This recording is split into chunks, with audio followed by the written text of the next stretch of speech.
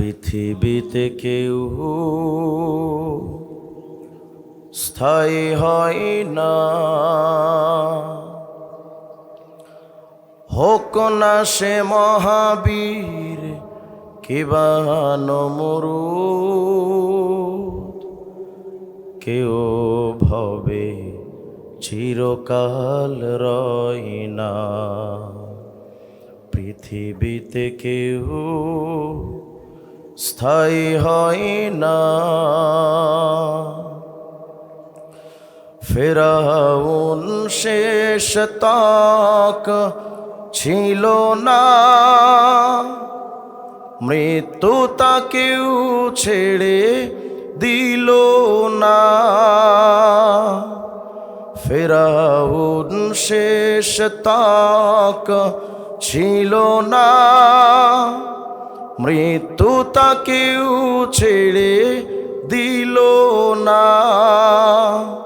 সব রাজা মহারাজা আর মহাবীর, সব রাজা মহারাজা আর মহাবীর, কেউ ভবে চিরকাল রয় না, পৃথিবীতে কেউ স্থায়ী হয় না।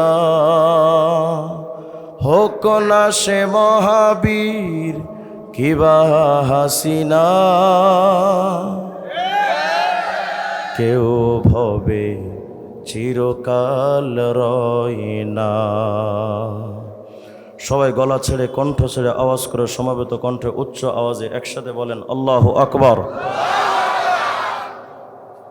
বলেন তো আমরা গোলাম কার?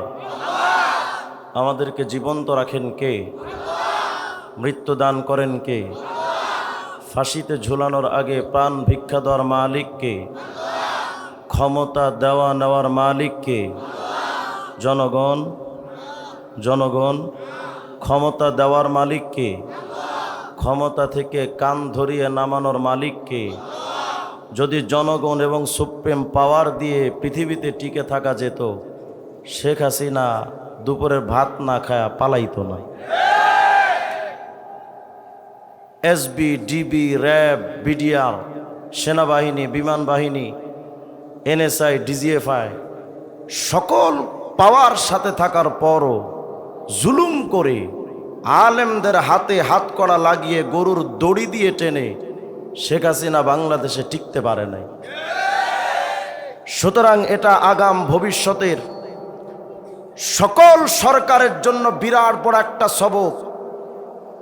এই বাংলার জমিন মুসলমানের জমিন, এই বাংলার জমিন ইসলামের জমিন, হাফেজ হুজুরের বাংলাদেশ, শাহজালাল ইয়ামানির বাংলাদেশ, শাহপরানের বাংলাদেশ, এই বাংলাদেশ শাইখুল হাদিস আল্লামা আজিজুল হকের বাংলাদেশ, এই বাংলাদেশ ফজলুল করিমের বাংলাদেশ, এই বাংলাদেশে আলেমদের হাতে হাত কড়া লাগিয়ে মুজিবের মেয়ে শেখ হাসিনা যেমন টিকতে পারে নাই, কোন সুপ্রিম পাওয়ার টিকে না। বলেন সবকিছু পাওয়ারের মালিক কে? সন্দেহ আছে? অনেকে আমরা ভাবতাম শেখ হাসিনা যতদিন ঠাড়া পড়ে মরবে না ততদিন নামবে না। নামছে না নামে নাই? এমন ভাবে নেমেছে আর একটু 10 মিনিট 15 মিনিট দেরি হলে শাড়িও নিতে পারতো না। বলেন সবকিছুর মালিক কে? এই বিশ্বাস আপনার আমার মধ্যে আছে তো? আজকে আমরা দেখতে পেলাম স্বৈরাচারদের প্রেতাত্মারা এখনো বাংলাদেশ থেকে ভেগে যায় নাই। গোপনে গোপনে এখনো পর্যন্ত তারা লম্প ঝম্প করছে। আলেমদের উপরে তারা টক্কর লাগাতে চায়, ইসলামিক সংগঠনের উপরে তারা বৃদ্ধাঙ্গুলি দেখাতে চায়। সুস্পষ্ট কথা, আজকেও দেখলাম গত রাত্রে জাফর ইকবাল, মুরগি কবির, এদের কিছু চেলাবেলারা জাহাঙ্গীরনগর বিশ্ববিদ্যালয়ে গভীর রাতে 2টার সময় মিছিল করেছে। সে যে দলের ব্যাপারেই করুক, নাম যেহেতু ইসলামিক, সুতরাং ইসলামিক কোন দলের বিরুদ্ধে আন্দোলন করা মানে সমস্ত মুসলমানদের সাথে টক্কর দেওয়া। জাহাঙ্গীরনগর বিশ্ববিদ্যালয় বাংলাদেশের সর্বপ্রথম মুসলিম বিশ্ববিদ্যালয় ছিল জাহাঙ্গীরনগর বিশ্ববিদ্যালয়। 1973 সালে জাহাঙ্গীর নামক মুসলিম বিশ্ববিদ্যালয় শব্দ থেকে মুসলিমকে যারা কেটে দিয়েছিল, আজ আমরা তোমাদেরকে তালাশ করি, যদি তোমাদেরকে রাস্তায় পাওয়া যায় পিঠের চামড়া রাখবে না মুসলমানেরা। আমার বাংলাদেশের ঢাকা বিশ্ববিদ্যালয় প্রত্যেকটা ইঞ্চি মাটি মুসলমানদের দেওয়া। সুতরাং ঢাকা বিশ্ববিদ্যালয় সহ বাংলাদেশের প্রত্যেকটা ইঞ্চি মাটি কিয়ামতের আগ পর্যন্ত আল্লাহর নাম ছিল, আল্লাহর নাম আছে, আল্লাহর নাম থাকবে। আল্লাহ রাসূল চ্যালেঞ্জ করেছেন, লা ইয়াবকা আলাল আরদি বাইতুম মাদারিন ওয়ালা আবার ইল্লা আদখালাহুল্লাহুল ইসলাম বিইজ্জি আজিজিন আও বিদুল্লি দালিলিন। এই জমিনের প্রত্যেকটা ইঞ্চি মাটিতে কিয়ামতের আগে ইসলামের পতাকা পথ করে উঠবে, আল্লাহর আওয়াজ উঠতে থাকবে। হ্যাঁ হ্যাঁ, নাস্তিকবাদ যদি আল্লাহর আওয়াজ দিতে স্বীকৃতি জানাই, জোরদস্তি করে হলেও তাদের জবান থেকে আল্লাহর আওয়াজ উঠবে। আল্লাহর আওয়াজ মিটিয়ে দেওয়া সম্ভব নয়। মাঝে মধ্যে আমাদেরকে তারা ধাক্কা দিতে চায়, এটা মনে রাখা চাই। বাংলার জমিনের প্রত্যেকটা ইঞ্চি মাটিতে আলেমদের মহব্বত মিশে আছে। আল্লাহ রাসূল বলেছেন, হ্যাঁ তারা বুঝাতে চায় এই জমিনে মুসলমানদের নাম নিশানা থাকবে না, অথচ আল্লাহ রাসূল বলেছেন, লা তাকুমুস সাআ হাত্তা লা ইউকালা ফিল আরদি আল্লাহ আল্লাহ। আল্লাহ আল্লাহ বলনে ওয়ালা যতদিন থাকবে, আসমান থাকবে, জমিন থাকবে, বিশ্ববিদ্যালয়গুলো টিকবে। যদি আল্লাহর নাম উঠিয়ে দেয়, সেই দিন তোমার আসমান থাকে না, জমিন থাকবে না, বিশ্ববিদ্যালয়ের এক ইঞ্চি মাটি থাকবে না।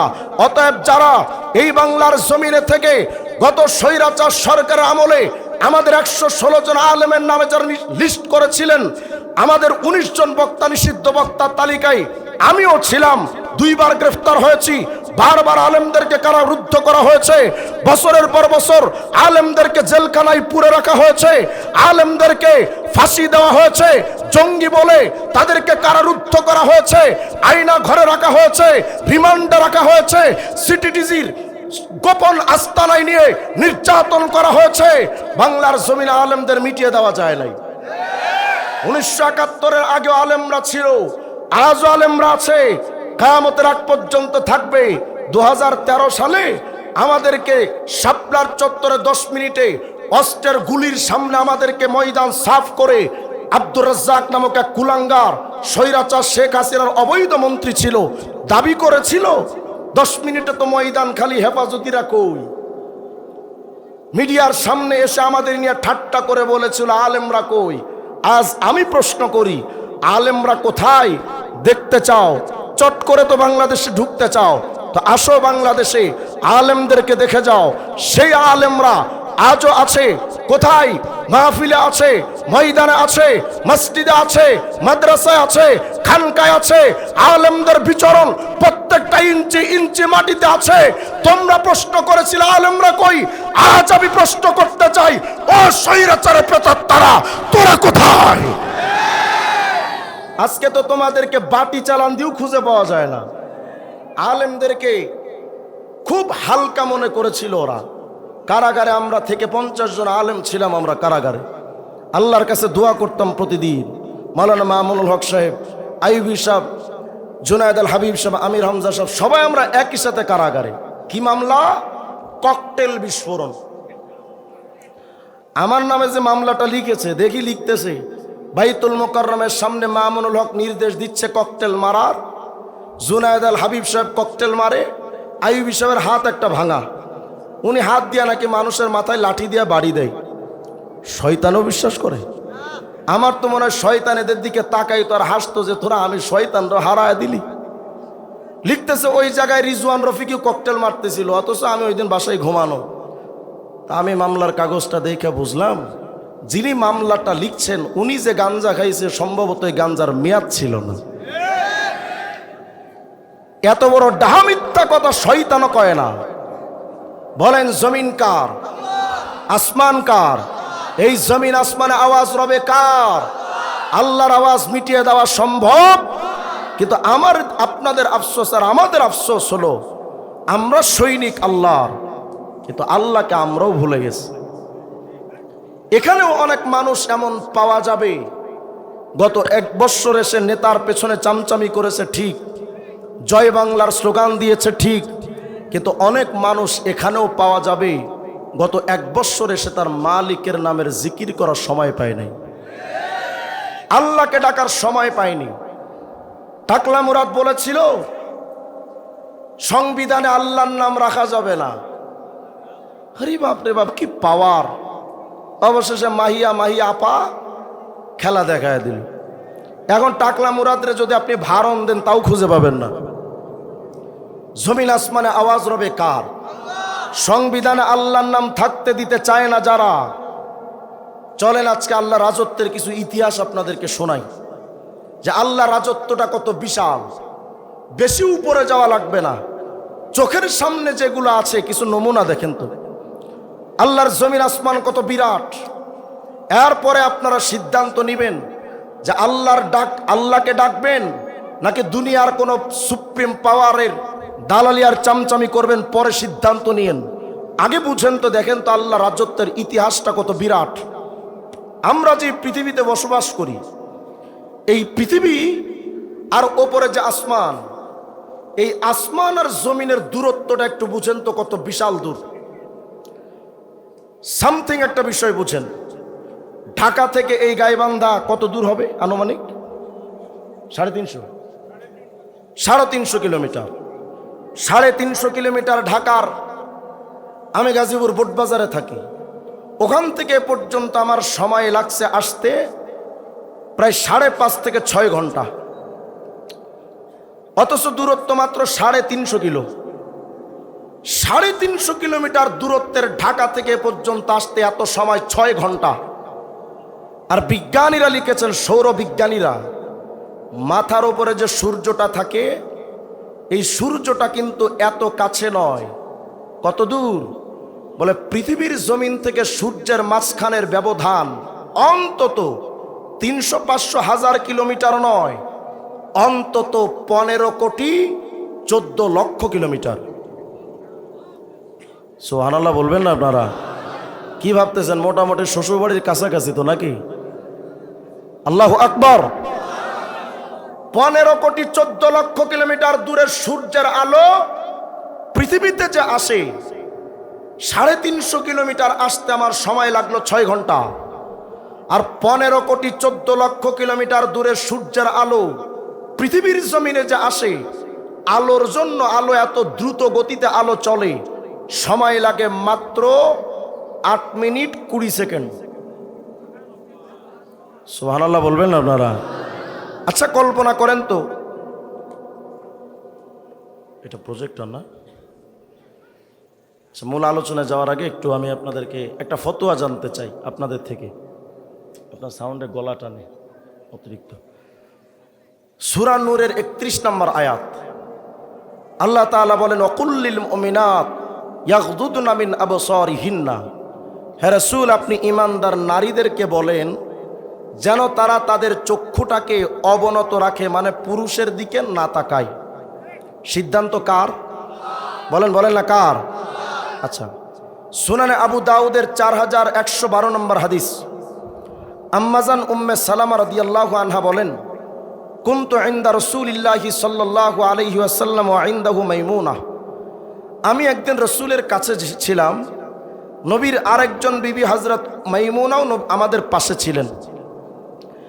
ফাআকবালা ইবনু উম্মে মাকতুম, সেখানে একজন সাহাবী আসতেন, অন্ধ সাহাবী হযরত আব্দুল্লাহ ইবনে উম্মে মাকতুম। তো যখন তিনি আসলেন, এই ঘটনাটা ছিল, উম্মে সালামা রাদিয়াল্লাহু আনহা বলছেন, ওয়াযালিকা বাদা আন উমিরনা বিল হিজাব। পর্দার আয়াত নাজিলের পরেই ঘটনাটা ছিল। তো যখন তিনি অন্ধ সাহাবী আসছেন, তা নবী আমাদেরকে বললেন, ইহতাজিবা মিনহু, এই সাহাবী আসতেছে, তোমরা এর থেকে পর্দা করো। তো উম্মে সালামা রাদিয়াল্লাহু আনহা, নবীর স্ত্রী, আমাদের আম্মা, বলতেছেন, ইয়া রাসূলুল্লাহ আলাইসা আমা, সে কি অন্ধ নয়? লা ইয়ারানা ওয়ালা ইউবসিরুনা ওয়ালা ইয়ারিফুনা, সে তো আমাদের দেখবেও না, চিনবেও না, সে তো অন্ধ, তো পর্দা করার কি অর্থ? আল্লাহ রসুল আলাইহিস সালাম বলেন, এই আফা আমিয়া ওয়ান আনতুমা আলাস্তুমা তুবসিরানিহি, সে না হয় অন্ধ বুঝলাম, তোমরা দুজনে কি অন্ধ? তোমরা কি তারে দেখবা না? আচ্ছা, এই আয়াত আর হাদিস দ্বারা কি বোঝা যায়? মহিলারা পুরুষদেরকে দেখতে পারবে তো? ফতোয়া আমি দিব না, কারণ আমি একজন হুজুর মানুষ। আপনাদের এই অঞ্চলেও অনেক হুজুররা এসে প্রজেক্টরটাকে বৈধ করবে, কিন্তু আমি আপনাদের কাছ থেকে ফতোয়া চাই, নাইলে বলবেন হুজুরা ঠেলাঠেলি লাগাইছে। আমি একটা আয়াত বললাম, একটা হাদিস বললাম।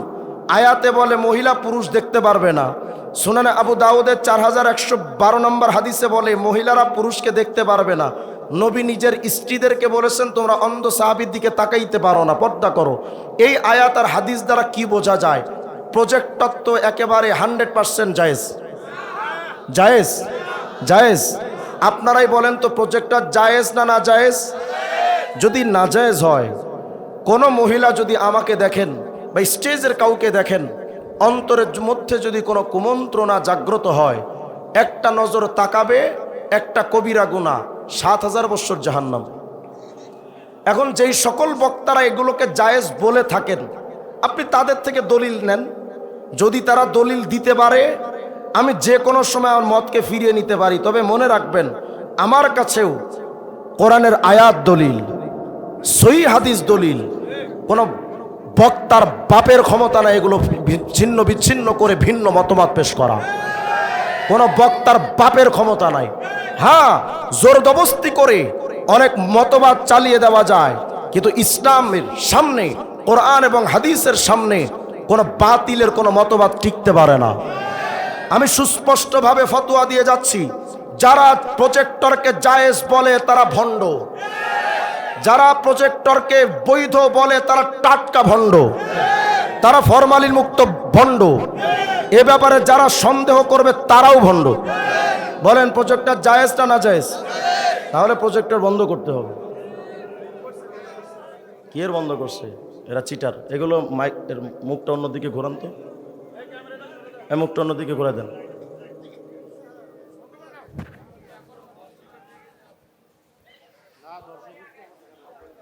অন্যদিকে ঘোরান।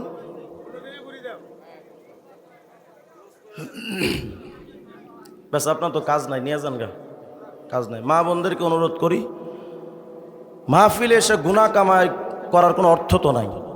অতএব মা বোনদের কাছে বিনীত অনুরোধ, আপনারা কেউ কষ্ট নিয়ে না। আপনারা আমাকে দেখলে আমার ক্ষতি হবে এমনটা না, কিন্তু আমি চাই না মাহফিল করতে এসে আপনাদের কোনো গুনাহে শামিল করি।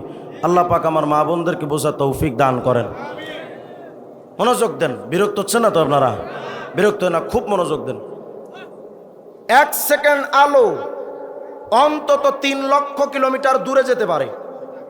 আলো 1 সেকেন্ডে অন্তত 3 লক্ষ কিলোমিটার দূরে যেতে পারে। আচ্ছা, যেই আলো 15 কোটি 14 লক্ষ কিলোমিটার দূরের সূর্য থেকে পৃথিবীতে আসতে পারে, আন্দাজ করেন তো ওই আলো কত দ্রুত বেগে চলে। আচ্ছা, যেই আলো এত দ্রুত বেগে চলে যে 8 মিনিট 20 সেকেন্ডে 15 কোটি 14 লক্ষ কিলোমিটার থেকে পৃথিবীতে আসতে পারে, সেই দ্রুতগামী আলো যদি 8 মিনিট না দৌড়ায়া 1 মাস যদি দৌড়াই তো কত দূর যাবে? 1 বছর যদি যাই তো কত দূর যাবে? সৌরবিজ্ঞানীরা লিখেছেন, মিয়া, পৃথিবীর সবচেয়ে নিকটতম নক্ষত্র প্রক্সিমা সেন্টোরাই বা আলফা সেন্টোরাই কত দূর? বলে যেই আলো 8 মিনিট 20 সেকেন্ডে 15 কোটি 14 লক্ষ কিলোমিটার পাড়ি দিতে পারে, এমন দ্রুতগামী আলো যদি প্রক্সিমা বা আলফা সেন্টোরাই থেকে পৃথিবীতে আসতে চায়, সময় লাগবে অন্তত 4 বছর 3 মাস। কত দূর? আমি শুধু আসমানের বিশালতা বোঝাচ্ছি, আসমান কত দূরে। শুধু তাই নয়, কালপুরুষ নিহারিকার আলো পৃথিবীতে আসতে সময় লাগে 1500 বছর। মেসি 87 এর কেন্দ্র অবস্থিত একটা গহ্বরের নাম কৃষ্ণ বিবর বা ব্ল্যাক হোল।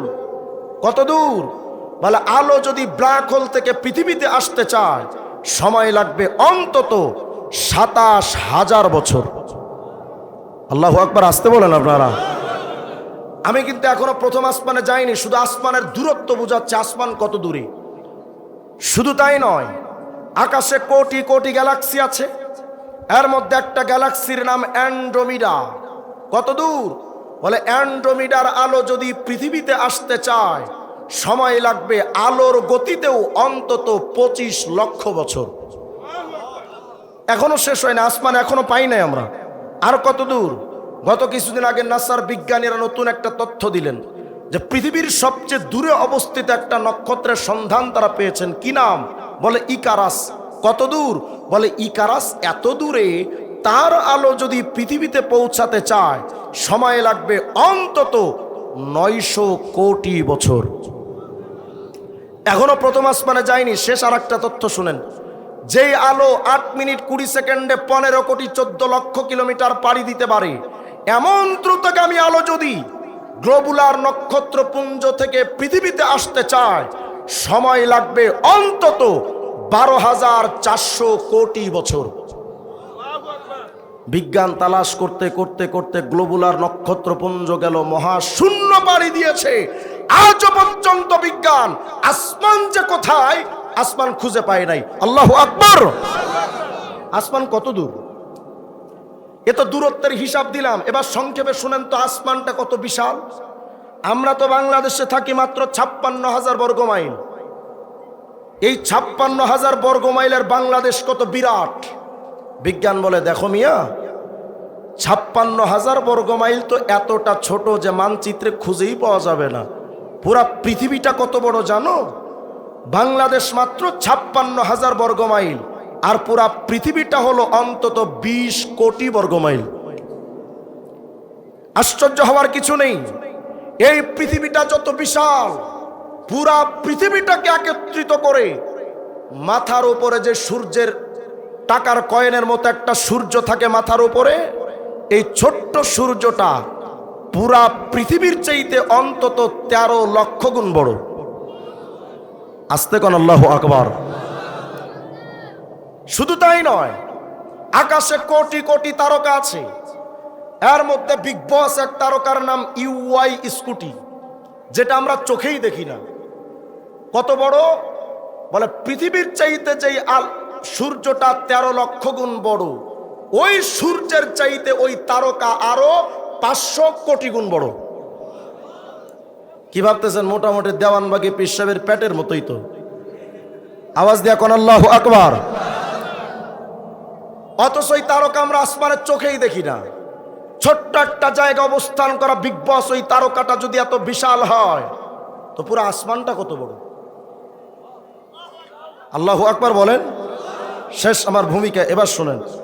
আসমান টু জমিন এত দূর, আর বিরাট আকাশটা এত বড়, তো দৈর্ঘ্য আর প্রস্থ মেলানোর পর জমিন আর আসমানের মাঝখানের যে খালি জায়গা কত বড় হতে পারে? কেন এই তথ্য দিলাম এবার শুনেন।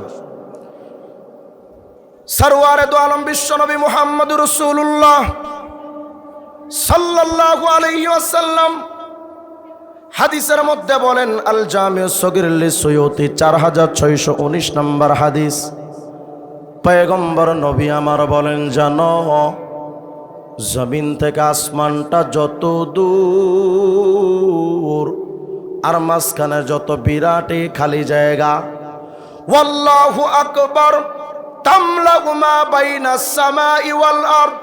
নবী আমার বলেন, আমার কোন উম্মত যদি তার জবানটা দিয়া 1 সেকেন্ড সময় নিয়া শুধু একটা বার আল্লাহু আকবারের জিকির কয়, নবী আমার বলেন একবার শুধু আল্লাহু আকবার বলবা, জমিন আসমানের মাঝের টোটাল এই খালি জায়গাটা নেকি দ্বারা ভরে যায়।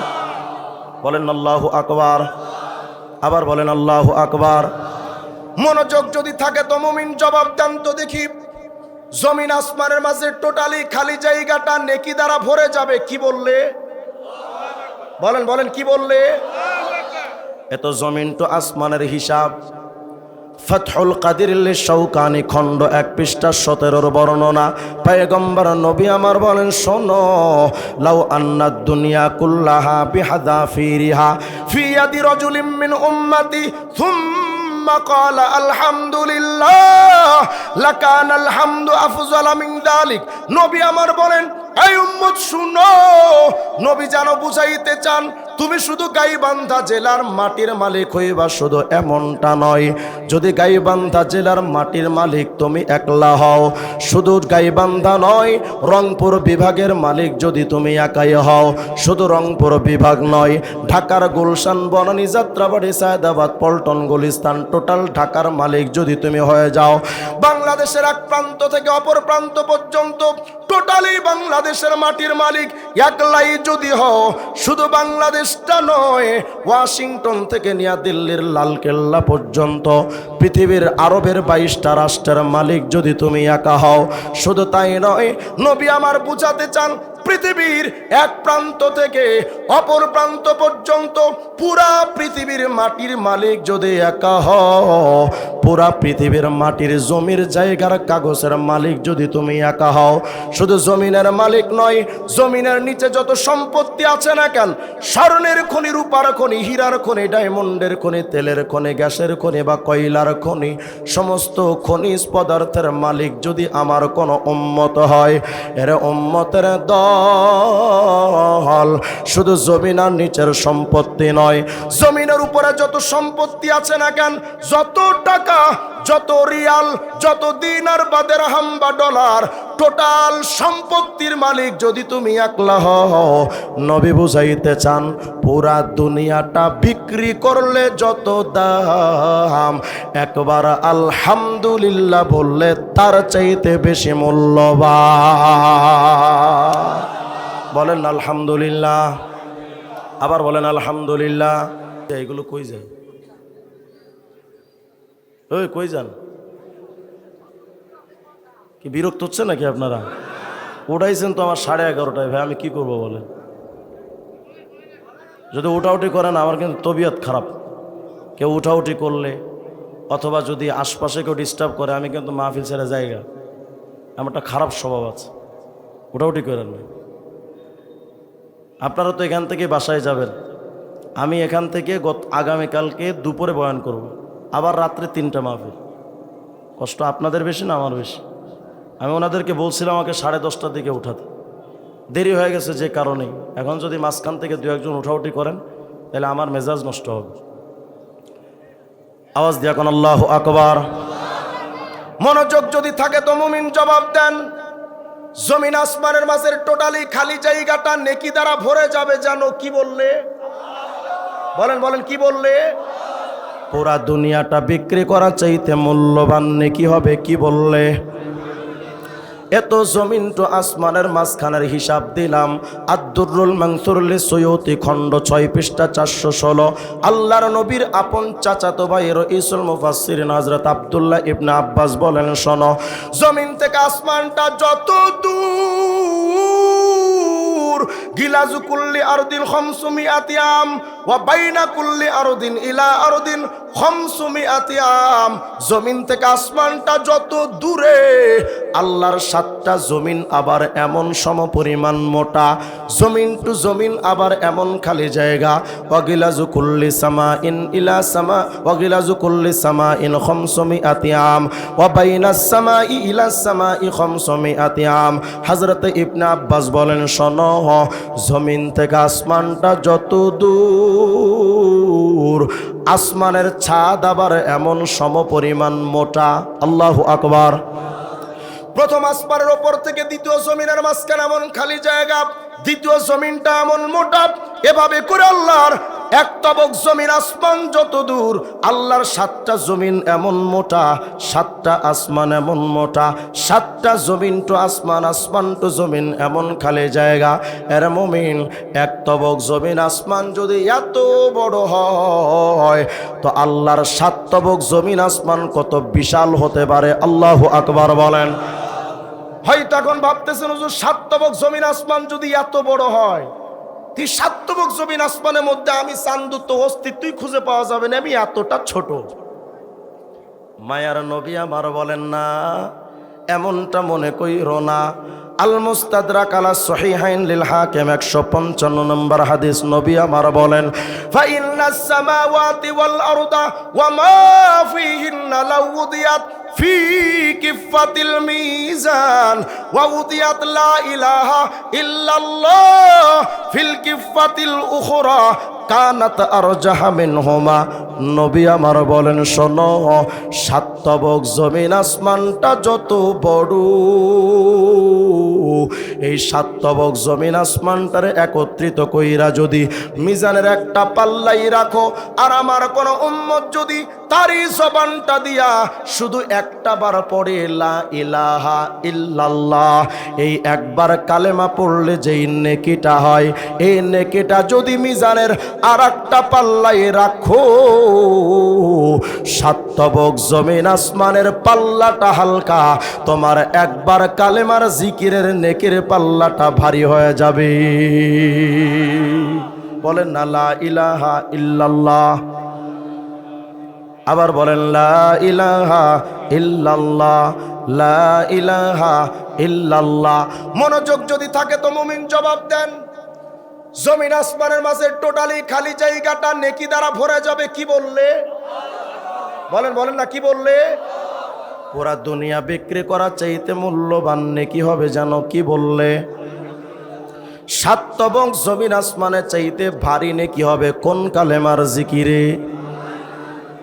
এত সাত তবক জমিন আসমানের হিসাব দিলাম, এবার চলেন তো দেখি আল্লাহর মিজানের পাল্লাটা কত বড়। ইবনে রজব হাম্বলি রহিমাহুল্লাহর কিতাব জামিউল উলুম ওয়াল হিকাম, খণ্ড 2 পৃষ্ঠা 18, নবীর সাহাবী হযরতে সালমান আল ফারসি রাদিয়াল্লাহু তাআলা আনহু বলেন, ইউদাউল মিজান ইয়াউমাল কিয়ামাহ, কিয়ামতের ময়দানে যেই মিজানের পাল্লাটা রাখা হবে, আর মিজানের পাল্লাটা কত বড় জানো?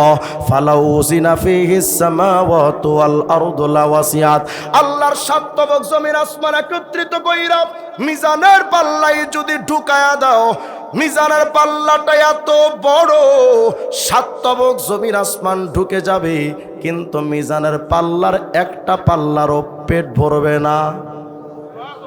আল্লাহু আকবার, জোরে বলেন। আচ্ছা বলেন তো, যে মিজানের পাল্লাটা এত বড়, তো আমার আল্লাহ কত বড়? আস্তে কোন আল্লাহু আকবার। ওই আল্লাহর ব্যাপারে টাকলা মুরাদে কই সংবিধানে আল্লাহর নাম থাকতে দিব না, তা আমি বলেছি তোর ওই সংবিধানে আমার আল্লাহর নাম থাকলেও কি আর না থাকলেও কি? আমার আল্লাহ তো আল্লাহই। যেই সংবিধানে মদের আইন বৈধ করা হয়, যেই সংবিধানে পতিতালয় বৈধ করা হয়, ওই সংবিধান নাপাক সংবিধানে আল্লাহর নাম রাখা যায় না। আল্লাহর আযানটাও মাঝে মধ্যে কেউ বন্ধ করে দিতে চাই, কয় রাষ্ট্র ধর্ম ইসলাম রাখা যাবে না, দেশটা তোর বাপের দেশ বেটা, রাষ্ট্র ধর্ম ইসলাম রাখা যাবে না কেন? কই রাষ্ট্র ধর্ম ইসলাম, আর ইসলাম তো ভিন্ন দেশের সংস্কৃতি, ওটা কি আর এই বাংলাদেশে চলে? রাশেদ খান মেনন বলেছিল বোরখা, হিজাব, নিকাব এগুলো সৌদিয়ান সংস্কৃতি, ওটা বাংলাদেশে চলে না। আমরাও সে সময় ক্লিয়ার বলেছিলাম, ভিন্ন দেশের সংস্কৃতি হওয়ার কারণে যদি বোরখা, হিজাব আর ইসলাম বাংলাদেশে চলতে না পারে, বঙ্গবন্ধুর সংবিধানে 4টি ধারার গণতন্ত্র বলেন, সমাজতন্ত্র বলেন, ধর্মনিরপেক্ষ মতবাদ বলেন, এমনকি লালনের, এমনকি মেননের যে রাজনীতি করে সেটাও রাশিয়ার রাজনীতি, যদি বাংলাদেশ ইসলাম চলতে না পারে, সমস্ত তন্ত্রমন্ত্রের কপালে চাটা পিটা করা দরকার। কি আশ্চর্য ব্যাপার! বলে দিল যে ইসলাম তো পুরান যুগের মতবাদ, ওটা কি ডিজিটাল যুগে চলে? তাই বললাম না, ডিজিটাল যুগে পুরান যুগের ইসলাম চলে না, ডিজিটাল কায়দায় ভোট চুরি চলে। কথা কয় না? আমার আল্লাহর ইসলামকে উঠায় দিতে চাই, আল্লাহর নাম উঠায় দিতে চাই। আমরাও ক্লিয়ার করে বলি, শুনো, এই জমিনের 1 ইঞ্চি মাটি যতদিন রবে, তোমরাই না বলছিলা বাংলাদেশটা স্বাধীন ভূখণ্ড যতদিন রবে, বঙ্গবন্ধুর নাম ততদিন রবে। আমরাও ক্লিয়ার বলি, স্বাধীনতার স্থপতির নাম যদি বাংলাদেশে থাকে, এই বাংলাদেশের স্রষ্টা আল্লাহর নাম উঠায় দেওয়ার ক্ষমতা কোনো স্বৈরাচারের হবে না। টাকলা মুরাদ কত চেষ্টা করে, আজকে নাই। যারা আল্লাহর বিরোধিতা করেছিল, নমরুদ বিদায় হয়ে গেল, ফিরাউন বিদায় হয়ে গেছে, আরবের সুপ্রিম পাওয়ারের অধিকারী আবু জেহেলের ক্ষমতাটা তছনছ হয়ে গেছে, উপমহাদেশ থেকেও ইংরেজরা বিতাড়িত হয়েছে, হাজার হাজার আলেমদেরকে জবাই কইরা গাছের সাথে ঝুলাইছে, লক্ষ লক্ষ হাফেজদেরকে আগুনে পোড়ায় মারছে। আমার আল্লাহর শক্তিটা, আল্লাহর বিধান ইসলামকে মিটায় দেওয়া যায় নাই। যতই চেষ্টা করো টুটা ফাটা স্বৈরাচারদের দিয়া ইসলামের কোনোই ক্ষতি করা যাবে না। আমাদের পক্ষে ক্ষুদা, কণ্ঠে ক্ষুদা, ক্ষুদাই ক্ষুদা, ও নামের তাসবিহ কালাম বন্ধ করে কোন সে শালা। এদেশের রাত যতদিন, দিন যতদিন আজান রবে, সে আজান বন্ধ হলে তোদের সাথে যুদ্ধ হবে। আল্লাহর নামটা উঠা দিতে চায়, এটা কি সম্ভব? সাতবক জমিন আসমানের মালিক কে? আরো জোরে বলেন কে? ওই আল্লাহর নামটা যদি বাংলাদেশের সংবিধানে না থাকে, আল্লাহর কোনো ক্ষতি হবে? তাহলে লাভটা কি তোমাদের এগুলোর কথা কয়া? সাতবক জমিন আসমান এত বড়, তো মিজানের পাল্লা কত বিশাল। সাতবক জমিন আসমান দিলেও যেই মিজানের পাল্লাটা ভরে না, ওই মিজানের পাল্লায় আপনার আমার নেকি দিলে তো ভরে যাবে। কত ঠিক? 55 বছর আকিস বিড়ি টানো মিয়া, এই আমল মিজানের পাল্লায় দিলে খুঁজে পাওয়া যাবে? আমল করে লাভ কি? হ্যাঁ, এই পেরেশানি একদিন দাউদ নবীর হয়েছিল। তাফসির রুহুল মাআনি আস-সৈয়দ মাহমুদ বাগদাদি আলুসি রাহিমাহুল্লাহর কিতাব, খণ্ড 17 পৃষ্ঠা 54 বর্ণনা। হযরত দাউদ একদিন আল্লাহকে বলেন, ইয়া ইলাহি মানিল্লাযী ইয়াকদিরু আইয়ামলা কিফাতাহু হাসানাত। ও রব, মিজানের পাল্লা যদি এত বড় হয়, সাতবক জমিন আসমান দিলেও যে পাল্লাটা ভরে না, রব্বুল আলামিন ওই পাল্লায় আমার এমন কোন ব্যক্তি আছে যার আমল দিলে ওই মিজানের পাল্লাটা ভরবে, এমন কোন নেককার তো আমি দাউদ চোখে টোকে দেখি না। আমাদের নবী বুঝাইতে চান, উম্মত রে শোনো, দাউদ নবী এত বড় নেককার খুঁজা পায় না, কিন্তু আমি নবী ঘোষণা দিচ্ছি শোনো। আল জামিউ সগীর লে সুয়ুতি 4619 নম্বর হাদিস। পয়গম্বর আরবি আমার বলেন, ওয়া সুবহানাল্লাহ তামলাউন ইসমাল মিজান। আমার কোন উম্মত যদি 1 সেকেন্ড সময় লইয়া এই জবানটা দিয়া কতবার যে জয় বাংলার স্লোগান দিছো, কতবার যে তুমি বাংলাদেশের সোনার বাংলার গান গাইলা, আল্লাহর নবী বলেন শোনো, 1 সেকেন্ড সময় নিয়া জবানটা দিয়া যদি একটা বার কও সুবহানাল্লাহ, এই একটা বার সুবহানাল্লাহ যদি পড়ো, সাতবক জমিন আসমান দিলে যে মিজানের পাল্লাটা ভরে না, একবার সুবহানাল্লাহ যদি কও, পুরা মিজানের পাল্লার অর্ধেকটা পাল্লা নেকি দ্বারা ভরে যায়। ভাবতে পারেন হুজুর, পাল্লা তো বসে অর্ধেকটা, পুরাটা তো ভরে নাই। নবী আমার বলেন, আলহামদুলিল্লাহ তামলাউল মিজান।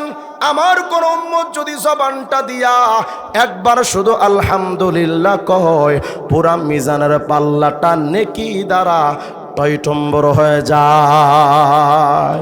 তাহলে বলেন তো জিকির করবেন কার? না না, কেল্লা বাবা, ফাল্লা বাবা, ল্যাংটা বাবা, ওরে বাবা। বাংলাদেশে ইয়াবা বাবার যেমন অভাব নাই, পীর বাবারও অভাব নাই। এদিকে আছে নাকি এগুলো? সারাদিন পয়সা পয়সা গান গায়, কয় মুর্শিদ মুর্শিদ যে করছে জপ,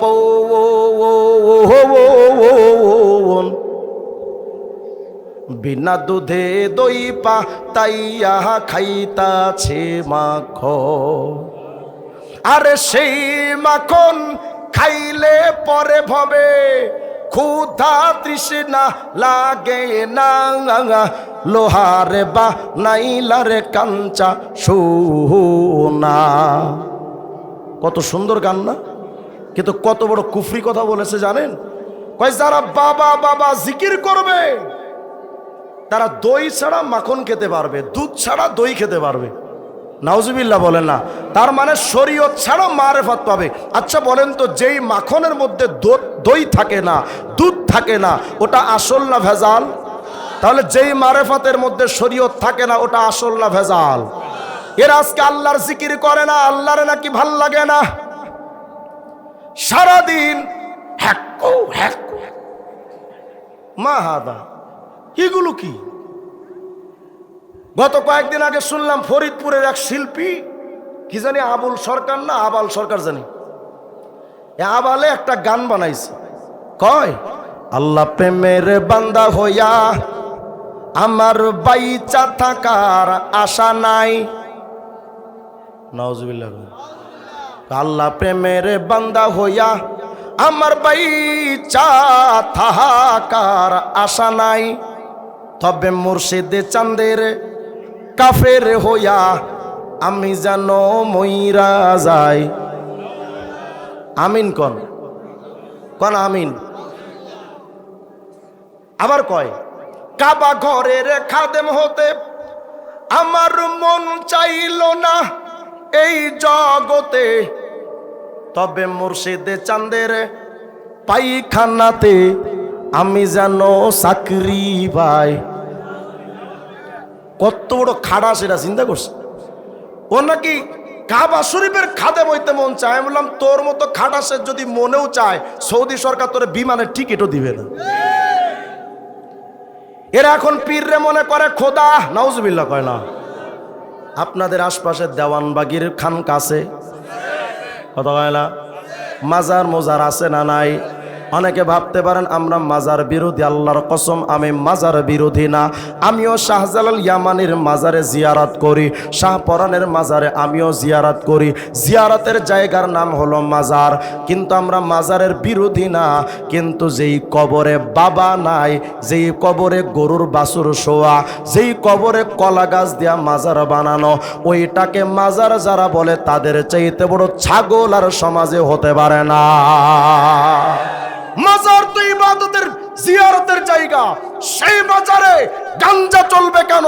সেই মাজারে মদের আড্ডাখানা হবে কেন? সেই মাজারে নারীদের পতিতালয় হবে কেন? যেই মাজারে পতিতালয় চলে, যেই মাজারে গাঞ্জার আড্ডাখানা চলে, ওগুলো ভেঙে গুড়িয়ে দাও। কিসের মাজার ওগুলো? লা হাওলা ওয়ালা কুওয়াতা ইল্লা বিল্লাহিল আলিয়্যিল আযীম। এরা পীররে মনে করে খোদা। নাউজুবিল্লাহ আসতে বলেন আপনারা। আমাদের বাংলাদেশে কত বাবা, খাজা বাবা, আটটসি, সুরেশ্বর, চন্দ্রপাড়া, দেওয়ানবাগি, কুতুববাগি, রাজারবাগি, ছোট ভান্ডারি, বড় ভান্ডারি, মাইজ ভান্ডারি, ধন ভান্ডারি, রশিদ ভান্ডার, কেল্লাসা, ফাইল্লাসা, লতাসা, পাতাসা, বালুসা, কালুসা, কেল্লাসা, ফাইল্লাসা, চিল্লাসা, চরম বিবি, গরমসা, ফকিরসা, মিসকিনসা, গরিবসা, টংটংসা, ডংডংসা, হেউসা, কুত্তাসা, ঘোড়াসা, ল্যাঞ্জাসা, বদনাসা। মাঝে একটা মাজার হইছে চট্টগ্রামে হজরত কুত্তাসা। কিরে কুত্তাসাকে? হজুর আমাদের এক বাবা একটা কুকুর পুষতো, এই কুকুরটা মারা যাওয়ার পরে হেডারে কবর দিয়ে নাম দিছে হজরত কুত্তাসা মাজার রহমতুল্লাহ। এখন পাবলিক ঢের কুত্তার কাছে গিয়ে কয় বাবা। আচ্ছা বলেন তো, যদি কেউ কুত্তারে বাপ ডাকেও কি এর বাচ্চা? কইবেন ফুটফুটে সুন্দর। কুত্তাসা মাজার। মাঝে আমি বিবাড়িয়া গেছি বাঞ্চারামপুর মাহফিলে। মাহফিল শেষ করে যখন আসি তো দেখি রাস্তার পাশে একটা লেখা হজরত বিলাইসা মাজার। কি মাজার? বিলাইসা মাজার। কত ব্যবসা শুরু হয়ে গেছে। মনে রাখবেন, বাংলাদেশের যত কুফরির মাজার, এদের সবার গুরুর নাম লালন ফকির। এদের গুরুকে কথা কয় না? লালন। আমি লালনের একটা গান পড়ে আপনাদেরকে শোনাই। এটা লালনদের বই, আমগো বই না। লালনের একটা গান আছে, এটার মধ্যে লালনের যত গান আছে সকল গানের মজমুয়া সমষ্টি হলো এই অখণ্ড লালন সঙ্গীত, আব্দুল বান্নানের লেখা। দেখেন তো এটার মধ্যে কি বলে তারা। এই অখণ্ড লালন সঙ্গীত বইয়ের 63 নাম্বার পৃষ্ঠা। বিরক্ত হচ্ছে নাকি আপনারা? আমরা বিরক্ত হলে ছাইরা দেই, চলবে? কত রাত পরে সার ঠাড়া বইরা মরি আমি না। দেখেন 63 নাম্বার পৃষ্ঠার মধ্যে লালন লিখেছে, কয় যেহি মোরশেদ মানে যিনি পীর সাহেব, সেই তো রসুল। নাউজুবিল্লাহ, কালকে বইলেন আপনারা। যেহি মোরশেদ সেই তো রসুল, ইহাতে নাই কোনো ভুল, খোদাও সে হয়। নাউজুবিল্লাহ, আসতে বললেন না আপনারা? কয় যিনি পীর তিনি খোদা, তিনি রসুল। লালন কয় না এমন কথা, আপনি দেখেন নাইলে আবার মনে করেন ভুল করতেছি কিনা। লালন কয় না এমন কথা কোরআনে কয়। আচ্ছা, এমন গাঁজাখুরি কথা কোরআনে আছে? আছে? পীর কোনোদিন খোদা হতে পারে? এখন পীর যদি তর্কের খাতিরে ধরে নেই পীরই খোদা হয়, যদি ধরে নেওয়া হয়, তো বাংলাদেশে পীরের সংখ্যা যদি হয় 1 লাখ, তাহলে আল্লাহর সংখ্যা শুধু বাংলাদেশেই 1 লাখ। অথচ আল্লাহ বলেন কুল হু আল্লাহু আহাদ। আল্লাহ কয়জন? আল্লাহু লা ইলাহা ইল্লাহু, আল্লাহ ছাড়া কোনো ইলাহ। এরা পীররে খোদা মনে করে, এজন্য পীরের পায়ে সেজদা দেয়, পীরের কাছে সন্তান চায়, পীরের কাছে দুধ কলা দেয়, পীরের কাছে ভাগ্যের পরিবর্তন চায়। এরা একটা মুসলমানের জাত না, টাটকা কাফের, টাটকা মুশরিক। এরা মরে গেলে এদের জানাজা পড়া হারাম, এদের বিয়ে অটো তালাক। কত হয় না? রাস্তে কর না ঠিক মিয়া। এদের বউ, যারা পীরের পায়ে সিজদা দিবে সাথে সাথে বউ অটো তালাক। ওই বউ থেকে যে বাচ্চা হবে সেটা পীরজাদা না হারামজাদা? এটা কি? কোন ওই লোকটা যদি কোনোদিন মারা যায় তওবা না করে, কোন ইমাম যদি তার জানাজা পড়ায়, ওই ইমামও কাফের। আসতে কইলেন ঠিক? যদি কোন হুজুর এত বড় ফতোয়া, হ্যাঁ মুশরিকদের জন্য মাগফিরাতের দোয়া করা হারাম, কোন ইমাম যদি সেটা জেনে শুনে করে, হারামকে হালাল মনে করলে ইমাম থাকে না, ওই ইমামও কাফের। নাউজুবিল্লাহি মিন যালিক। এরা মূলত আল্লাহ ভক্ত নয়, এরা মূলত লালন ভক্ত। এদের সবার গুরু লালন। যেই লালনে বলেছে পীরই খোদা, পীরই রসুল। মাঝভান্ডারি পীরের একটা বই আছে বেলায়েতে মোতলাকা, 58 নম্বর পৃষ্ঠায় খুলে দেখেন। আপনারা যদি বইটা চান, ইউটিউবে যদি কি বলে গুগলে যদি সার্চ দেন, বাংলায় লিখবেন বেলায়েতে মোতলাকা, পাশে ইংলিশে লিখবেন PDF, এটা লিখলে দেখবেন তাদের বইটা আসবে। এই বইটার মধ্যে খুলে দেখেন তারা লিখেছে মাঝভান্ডারি পীর, পীরই খোদা, পীরই নবী। নাউজুবিল্লাহ, আসতে বলেন আপনারা? এজন্য তাদের মুরিদরা গান বানাইছে, কয় মুর্শিদে খোদা মুর্শিদে রাসূল, দিলে মুখে করছি কবুল। আর আসতে কর না নাউজুবিল্লাহ। মুর্শিদ মানে পীর সাহেব কয় মুর্শিদ খোদা মুর্শিদ রাসূল, দিলে মুখে করছি কবুল। শুনে মোল্লার গোষ্ঠী ফতোয়া দিছে, আমি নাকি কাফের হইয়াছি, আমি আর যাবো না মোল্লার কাছে, তওবা করেছি। নাউজুবিল্লাহ, আসতে বলেন আপনারা? মানে উনি খাটি দিলে তওবা করছে, আলেমদের কাছে যাবে না। আমি বললাম বেটা আলেমদের কাছে যাবি কেমনে? আলেমদের কাছে যাইতে তো ভাগ্য লাগে, কোন হারামজাদার কপালে আলেমদের সোহবত নসিব হয় না। আলেমদের কাছে যাবি না, কয় হুজুর আলেমরা আমার কাফের কয়। তো কোন কারণে? আলেমদের কাম কাজ নাই, তোর হুদাই কাফের কইব, কারণটা কি? হুজুর আমি কোন রকম একটু বলছিলাম পীরই খোদা পীরই নবী, এতটুকু বলছি হুজুর, আর আলেমরা আমার কাফের কয়। আমি বললাম আচ্ছা, তুই তোর পীররে খোদা বলবি, রসুল বলবি, আলেমরা তোমার কাফের বলবে না, আব্দুল কাদের জিলানী কইব না? যারা পীররে খোদা মনে করে, রসুল মনে করে, মুসলমান না কাফের? বলেন বলেন, মুসলমান না কাফের? আচ্ছা, লালন তো এতক্ষণ বললো পীরই খোদা পীরই নবী।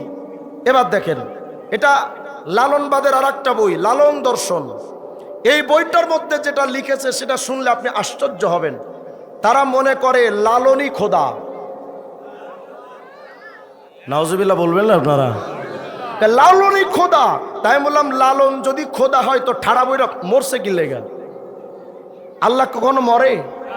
আল্লাহ আল্লাহু লা ইলাহা ইল্লাহু আল হাইয়ুল কাইয়ুম। আল্লাহ চিরঞ্জীব, চিরসত্তা, মূল সত্তা। আল্লাহ কখনো মরতে পারে? দেখেন লালনে কি কয়। লালনবাদের এই আউল বাউল ফাউল শিল্পীরা লিখেছে, লালন দর্শন পৃষ্ঠা নাম্বার 103 লিখেছে, লালনকে কোনো ঐতিহাসিক ব্যক্তিত্ব রূপে ধরে নিয়ে আমরা এগোতে পারি না। আমাদের কাছে তিনি তথা লালন চিরন্তন, শাশ্বত, মূল সত্তা।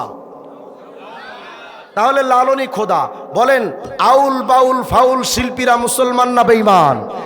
কোন মাজারের নাম দিয়ে, ওরসের নাম দিয়ে কোন আউল বাউল ফাউল যদি এই এলাকায় ঢুকে মুসলমানদের ঈমান নষ্ট করতে চায়, আর যদি প্রশাসন তাদেরকে বাধা না দেয়, আজকে থেকে প্রস্তুতি নেন, এক একটা আউল বাউল আসবে, জুতা পিটা করে পিঠে চামড়া তুলে দেওয়া হবে। তুমি ঈমান নষ্ট করবে মুসলমান চুপচাপ বসে থাকতে পারে না। লা হাওলা ওয়ালা কুওয়াতা ইল্লা বিল্লাহিল আলিয়্যিল আযীম। আরো আশ্চর্য হবেন, লালন তো বলেছে খোদা। কাদিয়ানিরা চিনেন না? মির্জা কাদিয়ানি নাম শোনে নাই? এদিকে আছে নাকি এগুলা? নাউজুবিল্লাহি মিন যালিক। এদিকেও আছে। তাহলে দেখেন, আমার কাছে কাদিয়ানির কয়েকটা বই আছে, দেখবেন। দেখেন মির্জা কাদিয়ানির বই। আপনারা তো এতদিন জানেন মির্জা কাদিয়ানি দাবি করেছে সে নবী। আজকে যেটা শুনবেন সেটা শুনলে আশ্চর্য হবেন। এটা মির্জা কাদিয়ানির বই। ইন্ডিয়া থেকে হালাল টাকা দিয়ে নাপাক কিতাব কিনে আনাইছেন। দেখেন, রুহানি খাজায়েন, মির্জা কাদিয়ানির যত বই, সকল বইয়ের মাজমুয়া রুহানি খাজায়েন। দেখেন এটার মধ্যে মির্জা কাদিয়ানি কি কয়। রুহানি খাজায়েন খণ্ড 5 পৃষ্ঠা 564। কাদিয়ানি কয়, অরাআইতুনি ফিল মানামি আইনাল্লাহ ওয়া তায়াক্কানতু আন্নানি হু। এটা তো আরবি, অনেকে আরবি বুঝবেন না, কিন্তু বাংলাদেশে তো হিন্দি সিরিয়াল চলে, সেই হিসেবে আপনারা উর্দু হিন্দি এগুলো বুঝতে পারবেন। এটা আরবি, এটার উর্দু লিখেছে আবার এই বইটাই। 13 নম্বর খণ্ড রুহানি খাজায়েন পৃষ্ঠা নাম্বার 103। দেখেন মির্জা কাদিয়ানি কয়, মাইনে আপনি এক কাশ মে দেখা, আমি একটা কাশফে নিজেকে দেখলাম, কে মাই খোদ খুদা হো, আমি আল্লাহ। শুধু তাই নয়, আর ইয়কিন কিয়া কে ওহি হো, এবং দৃঢ় বিশ্বাস করলাম যে হ্যাঁ আমি কাদিয়ানি, আমি খোদা। বলেন কাদিয়ানি মুসলমান না বেঈমান? আরো আশ্চর্য হবেন, 5 নম্বর খণ্ডের 565 নম্বর 64-65 নম্বর পৃষ্ঠায় রুহানি খাজায়েনে লিখেছে, ওয়া নাজারতু ইলা জাসাদি। আলেমরা, আমি কোনো ভুল অর্থ যদি করি আমাকে সংশোধন করে দিন। ওয়া নাজারতু ইলা জাসাদি, আমি আমার শরীরের দিকে তাকালাম, ফাইদা জাওয়ারিহু, তাকায় দেখি এটা আমার শরীর না, এটা আল্লাহর শরীর। আল্লাহর কোনো আকৃতি শরীর আছে? এই আকীদা লালন করে ইহুদিরা। যারা এই আকীদা লালন করে আল্লাহর দেহ আছে, তারা মুশরিক। তারা কি? ওয়া আইনি আইনুহু ওয়াল উযুনি উযুনুহু ওয়া লিসানি লিসানুহু, তাকায় দেখলাম আমার চোখ, আমার কান, এগুলো সব আমার না, এগুলো আল্লাহর। বলেন তো মির্জা কাদিয়ানি মুসলমান না বেঈমান? এবার আরো আশ্চর্য হবেন, এখন তো দাবি করলো সে খোদা, এবার দাবি করবে রুহানি খাজায়েন পৃষ্ঠা নাম্বার 22 দাবি করেছে, খণ্ড নাম্বার 22 পৃষ্ঠা নাম্বার 521। और हर एक नबी का मुझे नाम दिया गया है, चुनासे मुल्क हिंद में कृष्णा नाम एक नबी गुजरा है, उसका नाम भी मुझे दिया गया। भाई हिंदुस्ताने जे कृष्ण आसছিল ওই কৃষ্ণ আমি। এতক্ষণ চান্দু দাবি করলো খোদা, এখন দাবি করে সেই কৃষ্ণ। আচ্ছা আরো আশ্চর্য হবেন, দেখেন আরেক জায়গায় কয়, রুহানি খাজায়েন খণ্ড 22 521 নম্বর পৃষ্ঠা, কয় মাই আদম হো। একবার কয় আল্লাহ, আবার কয় কৃষ্ণ, এখন কয় আমি আদম। তা আমি বললাম, তুই যদি আদম হবি তাইলে তো তোর বাপ থাকার কথা না। কথা কয় না? আদম আলাইহিস সালামের বাবা ছিল, তাহলে ও যদি আদম হয় তাহলে ওর বাপ থাকার কথা না। যেহেতু ওর বাপের নাম মির্জা গুলাম মুর্তাজা, তার মানে ও আদম না, ও মিথ্যাবাদী। আর যদি ও বলে যে না আমি আদম, তাহলে সে যারা বাপ কয় ওটার হালাল বাপ না, তার মানে ওর দাবি তো পাক্কা হারামজাদা। কয় মাই আদম হো, अच्छा मैं नूह हो, मैं इब्राहिम हो, मैं इसहाक हो, मैं याकूब हो, मैं इस्माइल हो, मैं मूसा हो, मैं दाऊद हो, मैं ईसा इब्ने मरियम हो, मैं मोहम्मद सल्लल्लाहु अलैहि वसल्लम हो। ও নাকি একাই সব। তা আমি বললাম, এই তারসেরা যদি এই জামানায় বেঁচে থাকতো হয়তো এটাও দাবি করে বসতো, মাই হিরো আলম আর টাকলা মুরাদ হিও। বলেন তো মির্জা কাদিয়ানি মুসলমান না কাফের? মুসলমান না কাফের? আগামীতে যারা ক্ষমতায় আসবেন, ভোট চাওয়ার আগে তো মানুষের দাঁড়ে দাঁড়ে গিয়া ঘুরবেন আর নিজেদের বুজুর্গি জাহের করবেন যে আমরা ইসলামিক মাইন্ডের, আমরা ক্ষমতায় আসলে নবীজির মদিনা সনদে রাষ্ট্র চালাবো, অনেকভাবে তারা বলবেন আমরা আলহাজ, আমরা 5 ওয়াক্ত নামাজি, বিশিষ্ট দানবীর, আল্লাহরে ভালোবাসি, রসুলকে ভালোবাসি। সমস্ত নেতাদেরকে আমরা স্পষ্ট করে বলতে চাই, আপনারা আল্লাহওয়ালা এটা প্রমাণ হবে তখন ক্ষমতায় গিয়ে সংসদে দাঁড়িয়ে যদি অকপটে বলতে পারেন যে মির্জা কাদিয়ানির মতবাদকে বাংলাদেশে নিষিদ্ধ করতে হবে। যতদিন পর্যন্ত কোন নেতা এই শব্দ উচ্চারণ করবে না, স্পষ্ট কথা, নবীর দুশমন, আল্লাহর দুশমন, ইসলামের দুশমন মুসলমানের সম্পর্ক থাকতে পারে না। কিসের আল্লাহওয়ালা তুমি? শামীম ওসমান তো বিরাট বড় আল্লাহওয়ালা ছিল, প্রতি রাত্রে 80 রাকাত তাহাজ্জুদের নামাজ পড়তো। তাই আমি ভাবলাম গাঞ্জা খাইতো কখন? ভোট চুরি করতে তো সময় লাগে, গাঞ্জা খাইতে তো সময় লাগে, 80 রাকাত তাহাজ্জুদ পড়তো। নাউযুবিল্লাহি মিন যালিক। আল্লাহ আমাদের সকল নেতাদেরকে হিদায়াত দান করেন। তাহলে বলেন তো জিকির করবেন কার? বাবার কাছে গিয়া কোনো কিছু চাওয়া যাবে? বাবা সন্তান দিতে পারে? বাবার কাছে গিয়া কয় বাবা একটা সন্তান দে, খবর নিয়ে দেখলাম বাবারই সন্তান নাই। কথা হয় না? আচ্ছা বলেন তো সন্তান দেওয়ার মালিক কে? কোন বাবা, মাজার? আলেমরা এখানে আছেন, আমি যদি ভুল করি আমাকে শুধরে দিয়েন।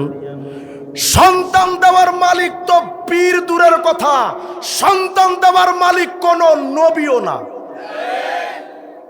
যদি বলেন হুজুর এত বড় কথা, হ্যাঁ আমি বুঝে শুনে দায়িত্ব নিয়ে বলছি, সন্তান দেওয়ার মালিক কোন নবীও না। নবীরা যদি সন্তান দিতে পারতেন, হযরত ইব্রাহিম খলিলুল্লাহ 86 বছর বয়স, সন্তান নাই। অবশেষে আল্লাহকে বলছে রব্বি হাবলি মিনাস সালিহিন, আল্লাহ আমার একটা সন্তান দেন। তো বলেন তো সন্তান দেওয়ার মালিক কে? জাকারিয়া আলাইহিস সালামের চুল দাড়ি পেকে গেছে, সন্তান নাই, আল্লাহরে কয় আল্লাহ আমার একটা সন্তান দেন। তাহলে সন্তান দেওয়ার মালিক কে? আমাদের নবীর 11 জন বিবির 10 জনের ঘরে সন্তান নাই, শুধু খাদিজাতুল কুবরা ছাড়া। আমাদের নবী নিজে তার স্ত্রীদের গর্ভে সন্তান দিতে পারেননি। প্রমাণ হয়েছে সন্তান দেওয়ার মালিক কোন নবী না। নবীরা যেখানে সন্তান দিতে পারে না, তোর পীর কেমনে পারে? বুঝা গেল ওটা পীর না, ওটা লুচ্চা। কত যুবকরা তম করে কয়া যায়, যদি কোন পীর নষ্ট করবে, তোমার প্রতিবেশীর মহিলার ইজ্জত নষ্ট করবে। অতএব ক্লিয়ার কাট কথা, যেই পীর বলবে আমি সন্তান দিতে পারি, ওর কাছে বায়াত হওয়া দূরের কথা, সামনে পাইলে জুতা দিয়া বাইরায়া মুখের দাঁত ফেলে দেওয়া দরকার। ভাগ্য পাল্টানো মালিক কে? কোন বাবা, মাজার, ল্যাংটা বাবা নাকি ভাগ্য পাল্টাইতে পারে? বাবার কাছে গিয়া বাবা ভাগ্য পাল্টা দে, তাকায় দেখলাম বাবারই কপাল খারাপ, কাপড় চোপড় দূরের কথা জাইঙ্গাও নাই। কথা হয় না? আমি পীর বিরোধী মানুষ না বাজান, আল্লাহর কসম আমি পীরের মুরিদ, আমিও পীরের মুরিদ। আমার পীর ছিলেন কায়েদে মিল্লাত আল্লামা জুনায়েদ বাবুনগরী রাহিমাহুল্লাহ। আমার বর্তমান পীর মুফতি আব্দুল ওয়াহিদ কাসিমি দামাত বারাকাতুম। আমরা পীর বিরোধী মানুষ নই। বাংলাদেশে উজানির দরবার আছে হকপন্থী, নানুপুরের দরবার আছে, ঢালকানগর আছে, চরমনার দরবার আছে। আমরা পীর বিরোধী মানুষ নই বাজান। কিন্তু আমার পীর যদি কোনোদিন আমাকে বলে আমার পায়ে সেজদা দাও, এমন পীরকে তালাক দিতে 1 সেকেন্ড টাইম লাগবে না। এখান থেকে 4 বছর আগে আমি একবার চরমনা দরবারে গেছি মাহফিলে। তো আমি খাস কামরাই হুজুরের সাথে, পিসা হুজুরের সাথে দেখা করতে, ওখানকার যারা খাদেম থাকে তারা নিয়ে গেছেন আমার। তো হুজুরের গোপন যে পার্সোনাল ঘরে আমি আর কিছু লোকজন আর কিছু সাথী সঙ্গী আর হুজুর, আমি দেখলাম কিছু মুরিদ এসে, একজন এসে হুজুরের সামনে মাথাটা নোয়াই দিয়া বলছে, হুজুর আমার জন্য একটু দোয়া করেন। রাআইতু বিআইনাই, আমার নিজের চোখে দেখা। আমি তখন দেখেছি হুজুর চরমনার পিসা হুজুর হাতের 2টো আঙ্গুল তার কপালে ঠেকায় এভাবে কয়, এই বেটা আমার সামনে মাথা নত করা, কেন মাথা নত আল্লাহর সামনে। তারাই পীর। কোন ছাতা মাতার কাছে যাও মিয়া গাঞ্জা খায়া? রাহমানিয়া মাদ্রাসায় যখন আমি পড়তাম মোহাম্মদপুরে, ওখানে এক পীর সাহেব ছিল বাবা হায়দার শাহ। বিশ্বাস করবেন 55 বছর গোসল করে নাই। যেই রাস্তা দিয়ে হেঁটে যেত এমন দুর্গন্ধ, মনে হতো কোনো বাথরুমে টাঙ্কি নিয়ে গেছে। কেউ নাকি পীর? আল্লাহ ইয়াযু বিল্লাহ। জিকির করবেন কার? আরো জোরে কোন কার? এখন তারা সারাদিন শুধু বাবা বাবা হ্যাক ও হ্যাক, এগুলো কি মাহাতা কিসের জিকির? সূরা আহজাবের 41-42 নম্বর আয়াতের মধ্যে আল্লাহ বলেছেন, ইয়া আইয়ুহাল্লাযীনা আমানু যিকুরুল্লাহ, আল্লাহর জিকির করো। জিকির করবো কার? কোন বাবার জিকির হতে পারে? বলেন কোন বাবার জিকির হতে পারে? এরা আজকে পীরের কাছে গিয়া জিকির করে, পীরের নাম লয়া। মুসলমান ভাইরা কথাগুলো ভালো করে বুঝবেন। সূরা লুকমানের 27 নম্বর আয়াত, আল্লাহ রাব্বুল আলামিন বলেন, বান্দারা শোনো, ওয়ালাউ আন্নামা ফিল আরদি মিন শাজারাতিন আকলাম, পৃথিবীর সমস্ত গাছগাছালিগুলো যদি কলম হয়, শুনতেছেন তো? পৃথিবীর সমস্ত গাছগাছালিগুলো যদি কলম হয়, এই তুমি পীরের জিকির কইরা কি সওয়াব পাইছো? চলো না আল্লাহর জিকিরের মজাটা দেখো। একবার মালিকের নামের জিকির করলে কেমন মজা। আল্লাহ বলেন, বান্দা যদি পৃথিবীর সমস্ত গাছগাছালিগুলো কলম হয়, ওয়াল বাহরু ইয়ামুদ্দুহু মিন বাদিহি সাবআতু আবহুর, এরা বান্দা এক সমুদ্রের সাথে যদি আরো 7টা সমুদ্র জোড়া লাগাও, মা নাফিদাত কালিমাতুল্লাহ, আল্লাহ বলেন বান্দারে শুনো, পৃথিবীর এক সমুদ্রের সাথে 7টা সমুদ্র জোড়া তালি দিয়া ওই পানিগুলো কালি বানায়া আর পৃথিবীর সমস্ত গাছগুলো কলম বানায়া যদি তোমরা লিখতে শুরু করো, আল্লাহর কালেমা শেষ হবে না। এই আয়াতের তাফসিরের মধ্যে কুরতুবীর 13 নম্বর খণ্ডের 398 নম্বর পৃষ্ঠার বর্ণনা, হযরত ইকরামা রাহিমাহুল্লাহ বলেন, লানাফিদাল বাহরু ক্বাবলা আইয়ানফাদা সাওয়াবু মান ক্বালা লা ইলাহা ইল্লাল্লাহ। আল্লাহর কোন বান্দা যদি তার জবানটা দিয়া 1 সেকেন্ড সময় নিয়ে শুধু একটা বার লা ইলাহা ইল্লাল্লাহ এই জিকিরটা যদি একটা বার কয়, হযরত ইকরামা বলেন পৃথিবীর গাছগুলোরে কলম বানায়া, সমুদ্রগুলোকে পানি বানায়া, পানিগুলোরে কালি বানায়া, সমস্ত সমুদ্রের পানিগুলোরে কালি বানায়া যদি ওই কলমের কালি দিয়া লা ইলাহা ইল্লাল্লাহর একবারে জিকিরের নেকি যদি লেখা শেষ শুরু হয়, 7 সমুদ্র 8 সমুদ্রের পানির কালি আর গাছগাছালি গুলো দিয়া একবার কালেমা লা ইলাহা ইল্লাল্লাহর জিকির লিখতে যদি শুরু হয়ে যায়, 8 সমুদ্রের পানির কালি শেষ হয়ে যাবে, কিন্তু একবার কালেমা লা ইলাহা ইল্লাল্লাহর জিকিরের নেকি লেখা শেষ হবে না। তাহলে জিকির করবেন কার? তাফসির রাজি খুলেন, খণ্ড 1 পৃষ্ঠা 225 মধ্যে ইমামে রাজি বলেন, শুনো, আলহামদুলিল্লাহ সামানিয়াতু আহরুফ, আলহামদুলিল্লাহর মধ্যে 8টা হরফ আছে। বলেন কয়টা? আলিফ লাম হা মিম দাল, লাম লাম হা, বলেন তো কয়টা? ইমাম রাজি বলেন, শোনো, আলহামদুলিল্লাহর হরফ 8টা, ওয়া আবওয়াবুল জান্নাতি সামানিয়া, জান্নাতের দরজাও 8টা, ফামান ক্বালা হাদিহি সামানিয়া আন সাফাই কলবিহি ইস্তাহাক্কা সামানিয়াতা আবওয়াবিল জান্নাহ। ইমাম রাজি বলেন, শোনো, জান্নাতের দরজা 8টা, আলহামদুলিল্লাহর হরফ 8টা। পরিষ্কার একটা অন্তর নিয়ে আল্লাহর কোন বান্দা যদি ওই 8 হরফের আলহামদুলিল্লাহ একটা বার যদি কয়, জান্নাতের 8টা দরওয়াজা টাস টাস করে খুলে যায়। তাহলে বলেন জিকির করবেন কার? এই কয়েকটা আমল করা যাবে না ইনশাআল্লাহ? আলহামদুলিল্লাহ, সুবহানাল্লাহ, আল্লাহু আকবার, লা ইলাহা ইল্লাল্লাহ, জিকির করব তো ইনশাআল্লাহ? বেশি বেশি জিকির করা দরকার। অনেক মুরব্বীরা এখানে আছেন, চাষাবাদ করেন, ক্ষেতের মধ্যে গিয়া যখন চাষ করেন তো জবান দিয়ে তো জিকির চলতে পারে না? যুবকরা যখন হুন্ডা চালান, জবানে তো জিকির চালু থাকতে পারে।